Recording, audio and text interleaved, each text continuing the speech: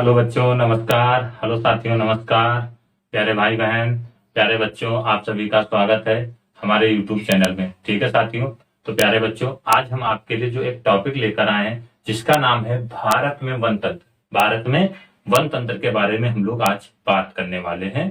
ठीक है, तो चलिए स्टार्ट करते हैं। ये रहा आपका प्यारा सा मानचित्र, यानी कि मानचित्र बना हुआ है। तो इसी में से हम आप सभी को बताएंगे कि कहाँ पर मतलब कि भारत के वन पाए जाते हैं। ठीक है, तो ये सभी आप सभी के सामने वन तंत्र बने हुए लिखे हुए हैं कि प्रमुख वनस्पतियों तथा जलवायु पारिस्थितिकी के आधार पर भारतीय वनों को निम्न प्रकारों में बांटा जा सकता है। ठीक है, तो भारतीय वनों को किसके आधार पर भैया? वनस्पति हो गया, जलवायु हो गया, पारिस्थितिकी हो गया के आधार पर भारतीय वनों को निम्न प्रकारों में बांटा जा सकता है। ठीक, तो नंबर 1 कौन सा होता है? यानी कि उष्ण कटिबंधीय सदाबहार वन एवं अर्ध सदाबहार वन।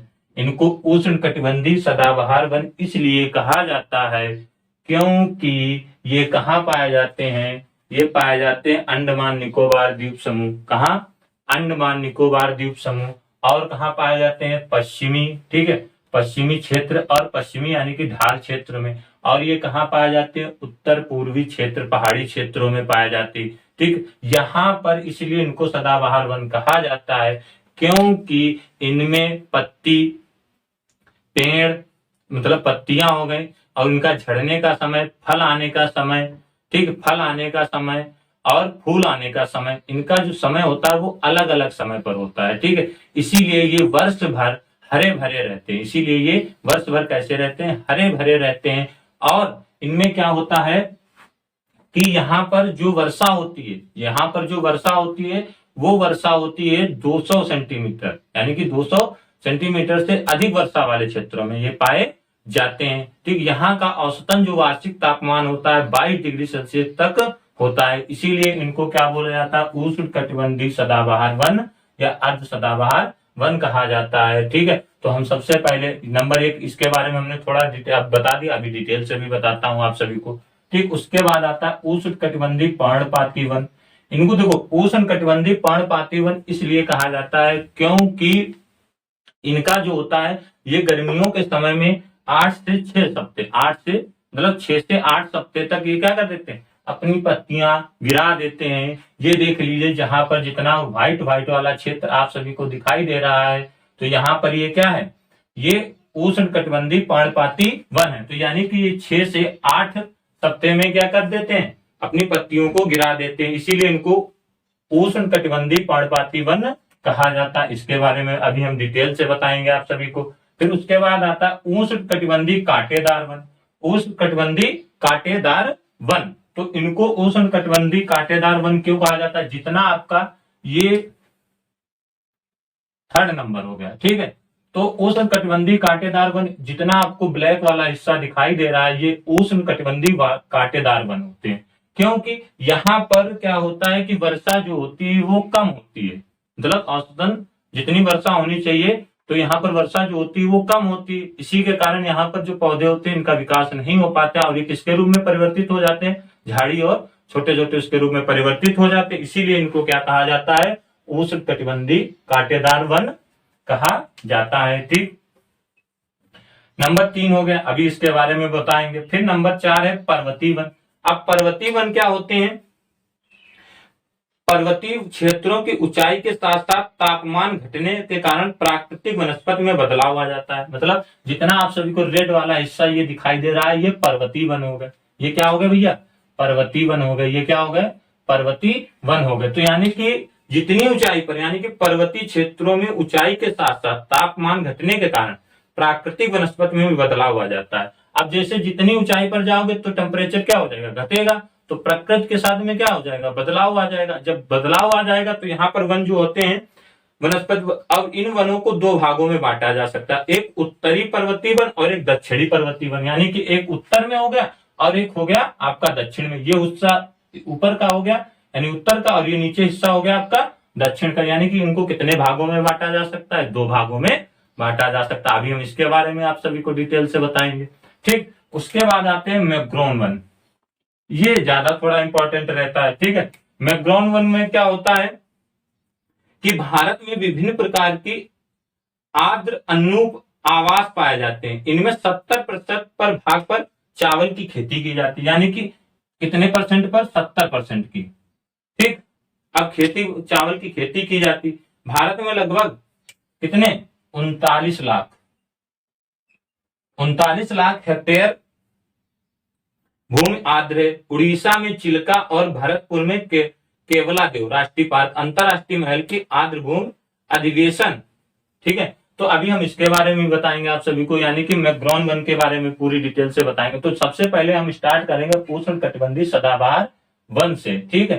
अर्ध सदाबहार वन, फिर मतलब ये जो आप सभी के सामने वन है, पूरी डिटेल से मैं आप सभी को बताते हुए चलता रहूंगा। तो चलिए अब सबसे पहले हम बात कर लेते हैं किसकी? उष्ण कटिबंधीय सदाबहार वन की बात कर लेते हैं भैया। तो भैया देखो, उष्ण कटिबंधीय सदाबहार वन नंबर 1 है आपका, सबसे पहले उष्ण कटिबंधीय सदाबहार वन। तो उष्ण कटिबंधीय देखो, जैसा कि हमने बताया था अभी कि ये वन अंडमान और निकोबार द्वीप समूह, कहां पर भैया? ये अंडमान और निकोबार द्वीप समूह। तो यानी कि अंडमान निकोबार द्वीप समूह आप सभी लोगों को दिखाई दे रहा होगा, ठीक है। तो ये कहां पर है आपका? यानी कि पूरब। तो ये पूरब हो गया, ये पश्चिम, ये उत्तर और ये दक्षिण हो गया। तो ये यानी कि अंडमान निकोबार द्वीप समूह, ठीक है। और पश्चिम घाट की पश्चिमी ढाल, यानी कि पश्चिमी क्षेत्र है, तो पश्चिमी क्षेत्र में पश्चिम घाट की पश्चिमी ढाल तथा उत्तर पूर्वी क्षेत्र, ठीक, उत्तर पूर्वी क्षेत्र की पहाड़ियों में पाए जाते हैं। अब ये हो गया उत्तर, और ये हो गया उत्तर, और ये हो गया पूरब। तो उत्तर पूर्व की जितना आप सभी को ग्रीन वाला हिस्सा दिखाई दे रहा, तो ये उष्ण कटिबंधीय सदाबहार वन है। उष्ण कटिबंधीय सदाबहार वन है, जितना आपको ग्रीन वाला हिस्सा दिखाई दे रहा है भैया, ठीक है। ये उष्ण कटिबंधीय सदाबहार, ये हिस्सा हो गया आपका, यानी कि उत्तर पूर्व, ठीक है। उत्तर पूर्व का हिस्सा हो गया ये, अगर इनको जोड़ा जाए तो ये कहां से हो जाएगा? उत्तर और पूर्व का हिस्सा हो गया, यानी कि पहाड़ियों में पाए जाते हैं, जहां वार्षिक वर्षा कितनी होती है? 200 सेंटीमीटर। जहां पर वार्षिक वर्षा कितनी होती है? 200 सेंटीमीटर से अधिक होती है, 200 सेंटीमीटर से अधिक होती है। और औसत वार्षिक तापमान, यहाँ पर जो वार्षिक तापमान जो होता है भैया, वो 22 डिग्री सेल्सियस से अधिक होता है। इसीलिए ये वृक्ष कैसे रहते हैं? हमेशा हरे भरे दिखाई देते हैं, ठीक। अब ये वृक्ष बड़े पत्ते वाले होते हैं, मतलब अगर आपसे पूछा जाए कि ये वृक्ष कैसे होते हैं? बड़े पत्ते वाले होते हैं। और इन पौधों में पत्ते झड़ने और फूल आने और फल लगने का समय अलग अलग होता है। इसीलिए ये पौधे हमेशा भैया कैसे होते हैं? हरे भरे दिखाई देते हैं, क्योंकि इनका जो समय होता है वो एक समय नहीं होता। ये सब, इनमें फल अलग समय पर आते हैं, फूल अलग समय पर आते हैं, और पत्ते जो होते हैं अलग समय पर झड़ते हैं। इसीलिए ये पौधे हमेशा कैसे दिखाई देते हैं? मतलब जितना आप सभी को ग्रीन वाला मानचित्र में हिस्सा दिखाई दे रहा होगा, ये उष्ण कटिबंधीय सदाबहार वन के क्षेत्र हैं, ठीक है। अब एग्जाम्पल में हो जाएगा रोजवुड, मोहगनी आदि, तो ये नोट कर लीजिएगा, ठीक है। और इसके बाद में जस्ट हम बात करेंगे अर्ध, इसके बाद हम बात करने वाले हैं यानी कि अर्ध सदाबहार वन।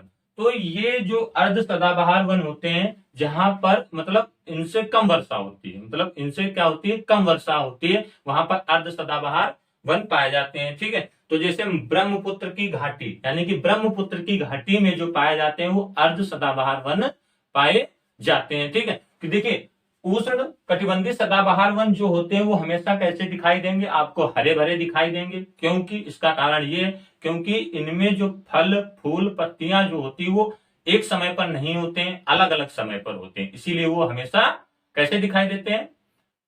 हरे भरे दिखाई दे। और कहाँ होते हैं? अंडमान निकोबार द्वीप समूह, यानी उत्तर पूर्व की पहाड़ी क्षेत्रों में पाए जाते हैं, और पश्चिम की ढलाई, मतलब पश्चिम घाटी और पश्चिम के ढाल वाले क्षेत्रों में पाए जाते हैं। अब यानी कि अर्ध सदाबहार वन कैसे होते हैं? ये अपेक्षाकृत क्या होते हैं? अर्ध सदाबहार इन्हीं क्षेत्रों के अपेक्षाकृत क्रम वर्षा वाले भागों में पाए जाते हैं। ये वन सदाबहार और आर्द्र पर्णपाती वनों का मिश्रित रूप होता है। मतलब ये जो होते हैं ये अर्ध सदाबहार वन, ये कैसे होते हैं? मतलब पर्णपाती वन और कटिबंधीय वन, यानी कि इनके क्या होते हैं? मिश्रित रूप होता है। इनका क्या होता है? मिश्रित रूप होता है। तो इनमें मुख्य वृक्ष प्रजातियां कौन होता है? साइडर हो गया, साइडर हो गया भैया, ठीक। और कौन सा हो जाएगा? होलक हो जाएगा। तो ये आपके जो हैं ये कौन से हैं? अर्ध सदाबहार वन, ठीक। तो आप लोग ये भी समझ गए होंगे कि अर्ध सदाबहार वन किसे कहते हैं? जहां पर मतलब कि उनके अपेक्षाकृत जहां पर कम वर्षा होती है, तो ये ब्रह्मपुत्र की घाटियों में पाए जाते हैं, ठीक है। अब नंबर 2 हम बात करेंगे उष्ण कटिबंधीय पर्णपाती वन की, उष्ण कटिबंधीय पर्णपाती वन की, ठीक है।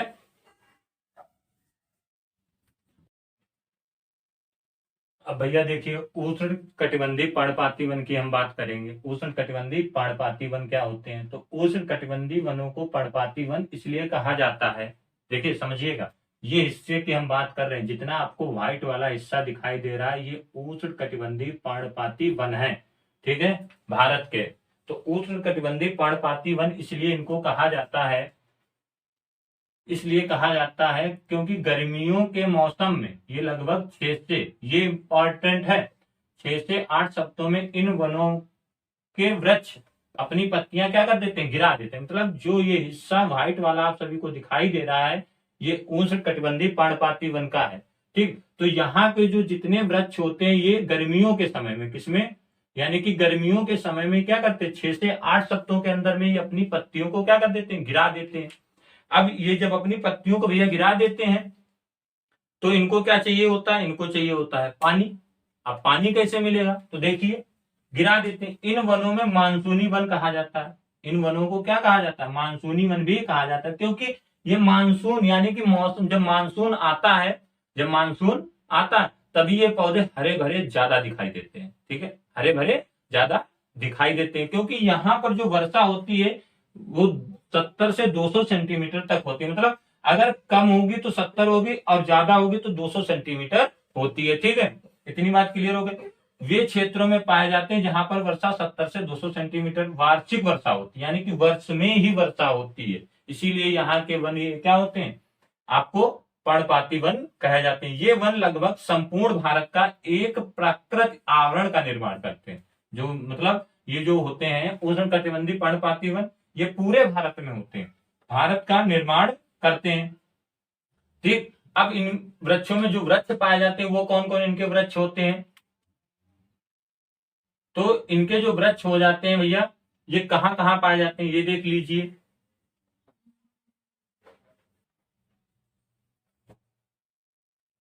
अब देखिए भैया, अब किसकी बात करेंगे? यानी कि हमने अभी बताया था आपको कि उष्ण कटिबंधीय पर्णपाती वन के बारे में बता दिया था। ये 2 प्रकार के होते हैं। कितने प्रकार के होते हैं? 2 प्रकार के होते हैं, आर्द्र पर्णपाती वन, ठीक, और शुष्क पर्णपाती वन।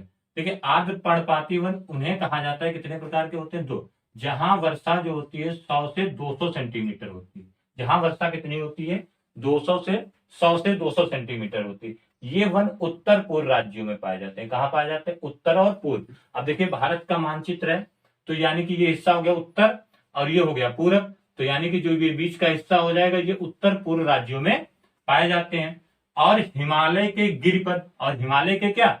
गिरिपद में, पश्चिमी घाट के पूर्वी ढालों और उड़ीसा में पाए जाते हैं। पश्चिमी घाट हो गया, ये पश्चिमी हो गया, पश्चिमी घाट के पूर्वी ढालों, पश्चिमी घाट के पूर्वी ढालों, ठीक है, पश्चिमी घाट के कहा?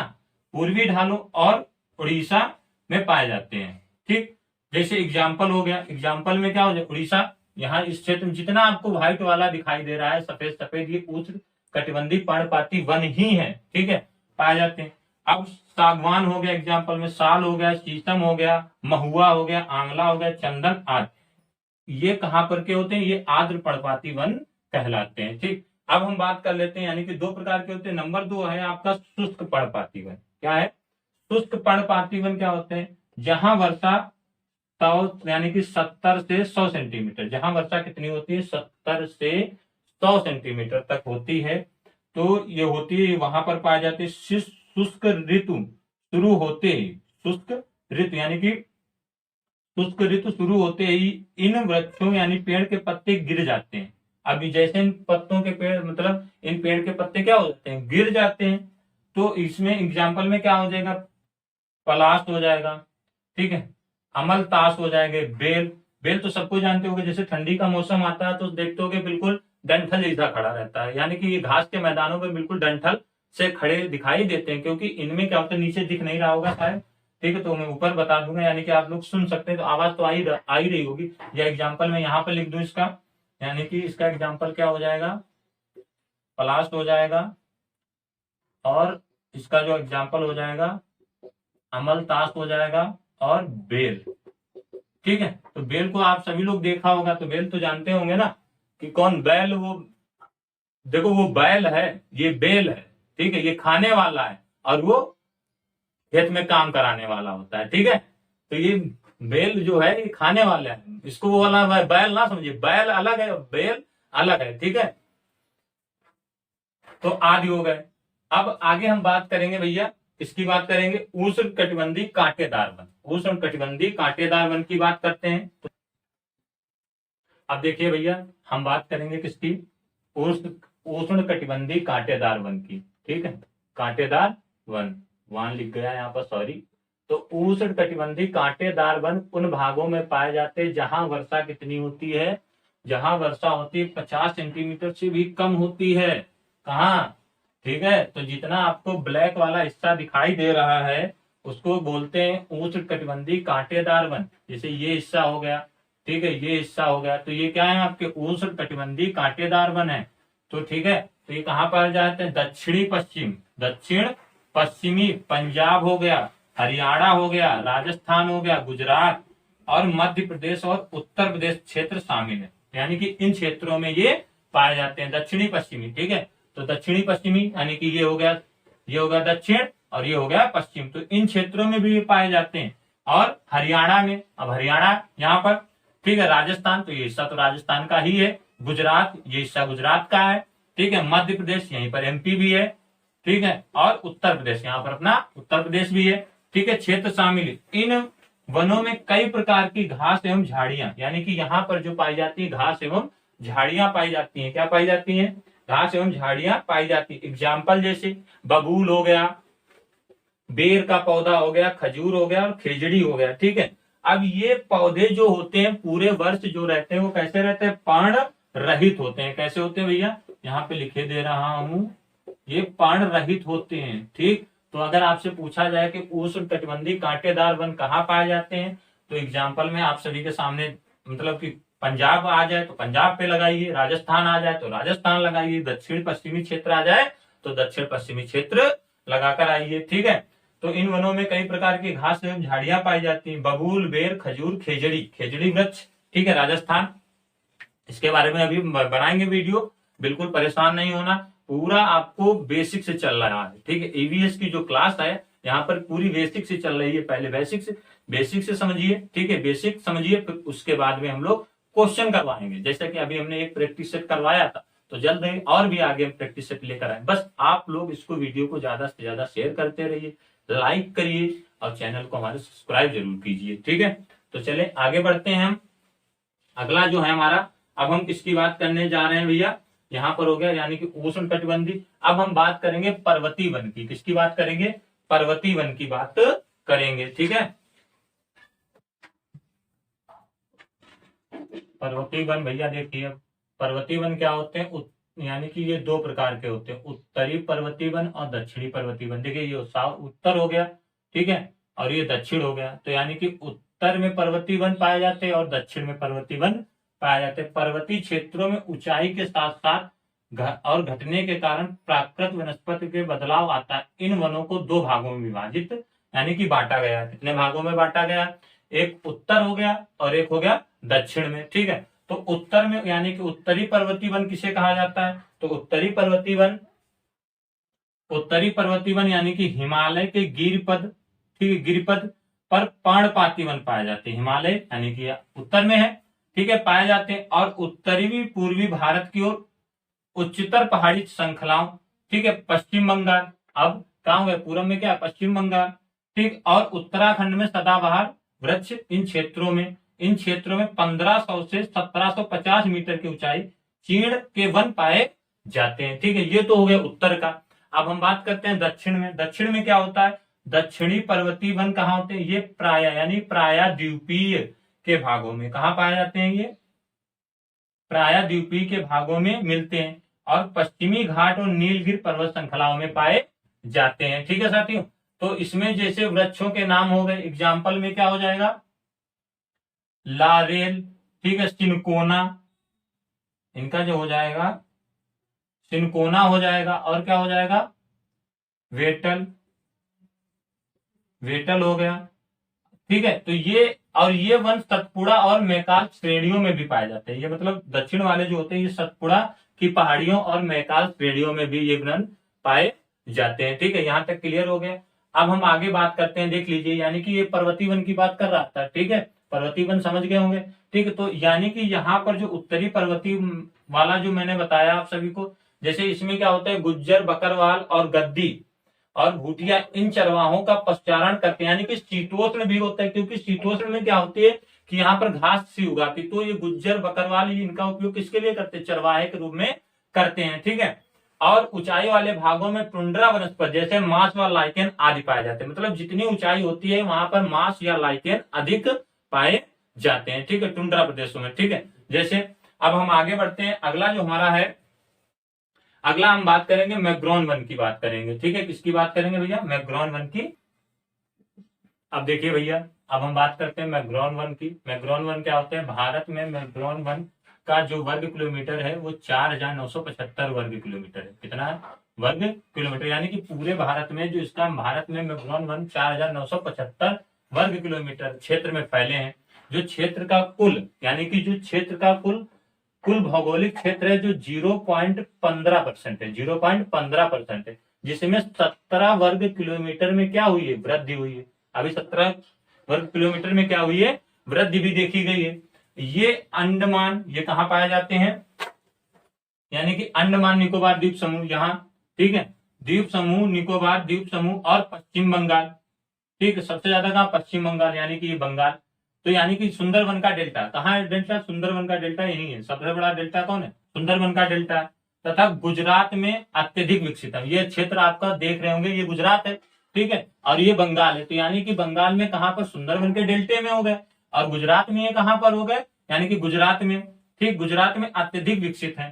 इसके अलावा ये कहा? महानदी, गोदावरी और कृष्णा नदियों के डेल्टाई भाग में पाए जाते हैं। कहाँ कहाँ पाए जाते हैं? एक बार और समझ लीजिए, गुजरात के अत्यधिक विकसित हैं, और इसके अलावा महानदी हो गया, ठीक है साथियों, महानदी हो गया, कृष्णा हो गया, डेल्टाई भाग में पाए जाते हैं। मैग्रोन वन लवण, ज्वार और ये ज्वारी और सकरी खाड़ी में पंक मैदानों और ज्वार नद मुख्य के तटीय क्षेत्रों में भी पाए जाते हैं। तो ये थे भारत के वन तंत्र जो हमने आप सभी को बता दिए। ठीक है, यहाँ पर ये सेशन कंप्लीट होता है साथियों। ये पूरे आपको भारत के वन क्षेत्रों के बारे में हमने बता दिया। तो ये कैसा सेशन लगा है? अच्छा लगा हो तो लाइक करिएगा, वीडियो को ज्यादा से ज्यादा शेयर कीजिएगा। कल मिलेंगे एक अच्छे और मजेदार टॉपिक के साथ में। तब तक के लिए जय हिंद, जय भारत। पढ़ते रहिए और मुस्कुराते रहिए।